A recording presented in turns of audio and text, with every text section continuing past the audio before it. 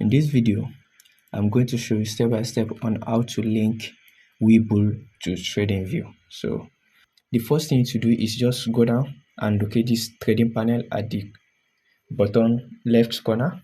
Locate the trading panel and click on it. After I click on it, locate the search icon at the right hand side. Then search Webull. And after you search it, then you are going to select the first one. But if you're in Japan or UK, you can easily select it. But if you are not in any of that country, select the first one, which is the general.